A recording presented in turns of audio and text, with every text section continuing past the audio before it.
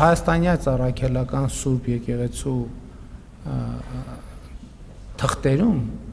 որևէ տեղ գրած չի, որ կաթողիկոսի պաշտոնում գտնվող անձը եւ եկեղեցին նույնական են։ Որևէ տեղ գրված չի, որ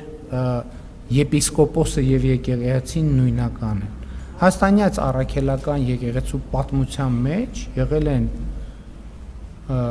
մի շարք, եթե ոչ բազմաթիվ դեպքեր, երբ օրինակ կաթողիկոսը պաշտոնանկ է արվել, հրաժարական է տվել եւ գնացել։ Այսինքն իսկ ինչ է տեղի ունեցել դրանից հետո։ Դրանից հետո ինչ է տեղի ունեցել, մեկ դրա արդյունքում եկեղեցին փլուզվել է, ոչ չի փլուզվել։ Էլ չեմ ասում նախկինում Հայաստանում դեպքեր եղել են, երբ որ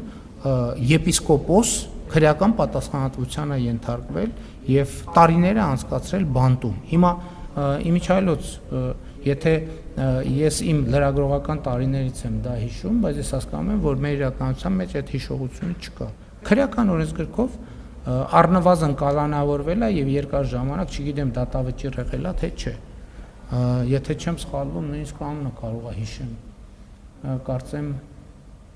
Կարծեմ Ասողիկ Սրբազան